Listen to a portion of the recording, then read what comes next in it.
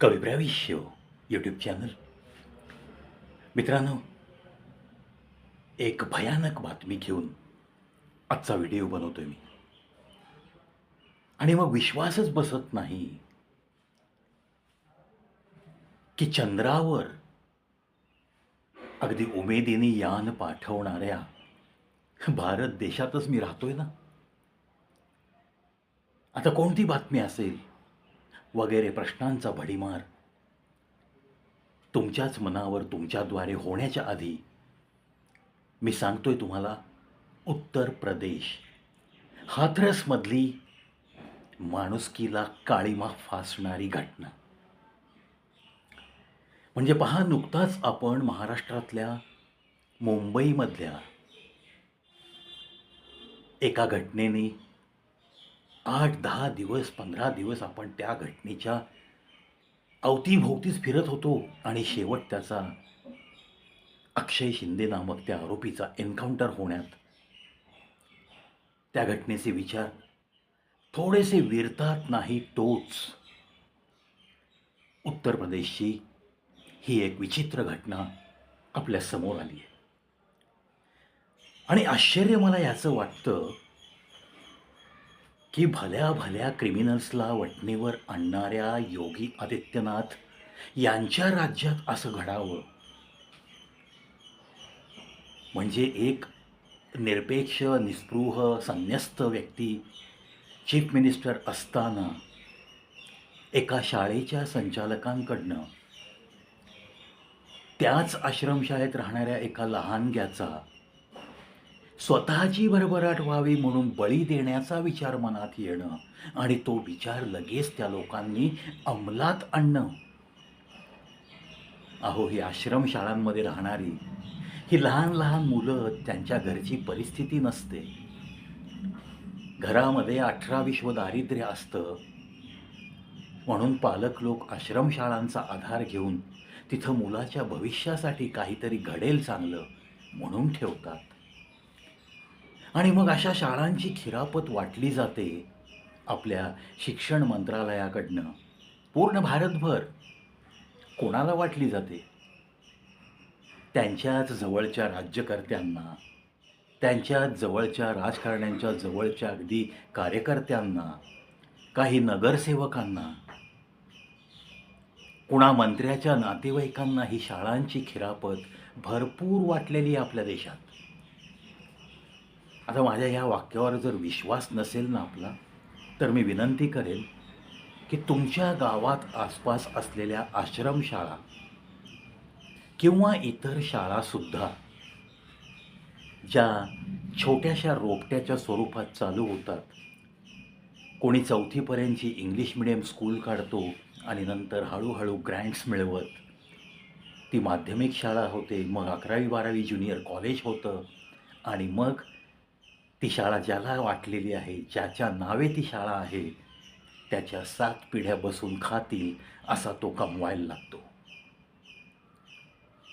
आणि साहजिकच मग माझ्या शाळेची भरभराट लवकर व्हावी, माझ्या तिजोरीत जास्तीत जास्त नोटांची बंडलं येऊन पडावीत, मला जास्तीत जास्त ऐश्वर्यसंपन्न आयुष्य जगता यावं असं स्वप्न उराशी बाळगलेला एक कोणत्या तरी पक्षाचा झेंडा घेऊन मिरवणारा शाळेचा संचालक एका लहान मुलाला झोपेतनं उठवून घेऊन जातो काय आणि त्याचा गळा दाबून या शाळेची भरभराट होऊन माझ्याकडं मुबलक पैसा यावा म्हणून त्याचा बळी देतो काय?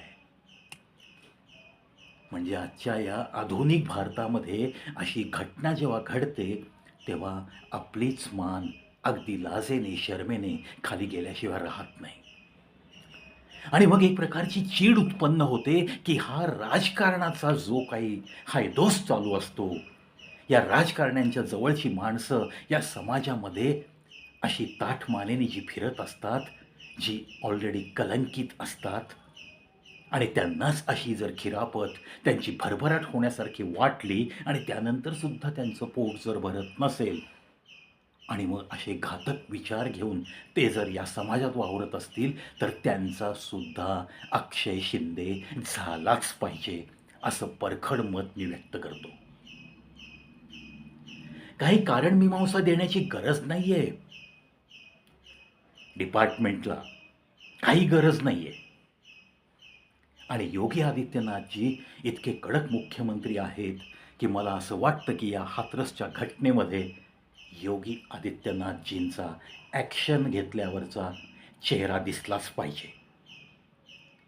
कडक ॲक्शन याच्यामध्ये नक्कीच झाली पाहिजे.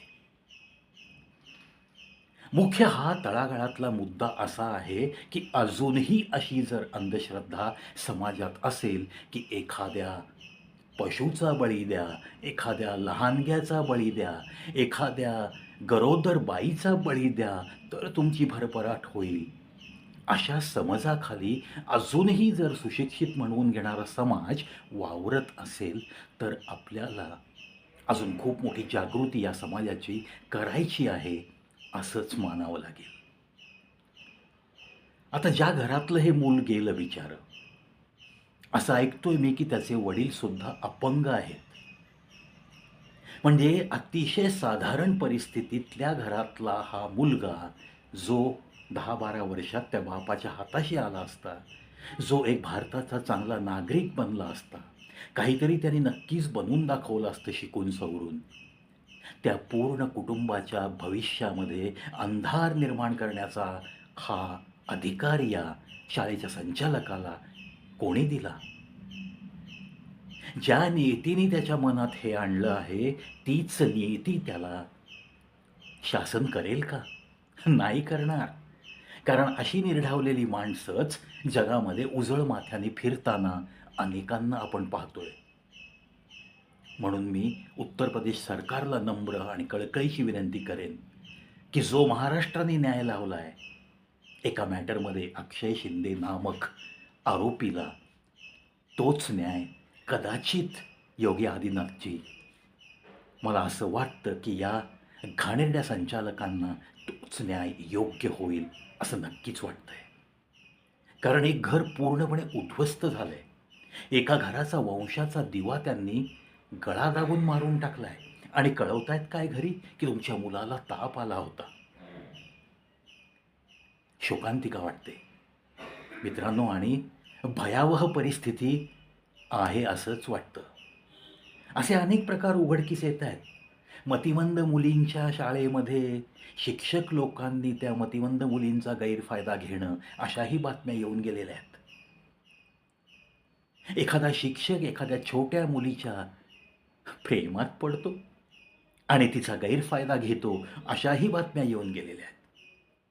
मग ज्या शिक्षकांकडं आपण आदर्श म्हणून पाहतो, त्या शिक्षकांकडनं जर अशी कृत्य घडत असतील, जे शाळेचे संचालक आहेत, ज्यांच्यावर भरोसा ठेवून सरकार त्यांना शाळा, अनुदानित शाळा करण्यासाठी धडपडत असतं, अशा संचालकांचे हे जर मेंदू इतके काळे असतील, तर मग विश्वास कोणावर ठेवायचा? या जगामधनं विश्वास हा शब्द उडून गेला की काय, असंही मनात येतं. म्हणूनच या प्रकरणामध्ये अतिशय खोलवर जाऊन चौकशी व्हावी आणि आरोपींना खूप मोठं कडक शासन व्हावं, एवढीच कळकळीची विनंती. आणि समाजामधली अशी कुठे अंधश्रद्धा जर दिसत असेल, तर आपण जागरूक राहावं आणि योग्य त्या लोकांपर्यंत त्याची तक्रार करावी. यासाठीच हा थोडासा जागरूक करण्याचा प्रवीचा एक प्रयत्न. मित्रांनो, आशा करूयात ज्या गरिबांची पोरं या आश्रमशाळांमध्ये मोठ्या उत्साहाने येत असतात, तिथंच राहून शिकण्याचा प्रयत्न करतात, त्यांच्या जीवनात अंधारच अंधार असतो, यामध्ये त्यांची काहीही चूक नसते, पण त्या अंधकारमय घरामध्ये थोडे तरी उजेडाचे किरण आणण्यासाठी ही मुलं शिक्षणाची पणती आपल्या हातात घेतात. ती यथोचितरित्या त्या आश्रमशाळेतनं व्यवस्थित शिक्षण घेऊन बाहेर पडली पाहिजे. या सदिच्छा आणि शुभेच्छा आपण सर्वांनी नेहमीच राखल्या पाहिजेत ना. चला, अशा या संचालकाचा मी जाहीर निषेध करतो आणि लवकरात लवकर मला UP सरकारने काहीतरी मोठी ॲक्शन या लोकांच्या विरुद्ध घेतली असं ऐकायला मिळेल, तो दिन सुदिन असंच मी म्हणेन.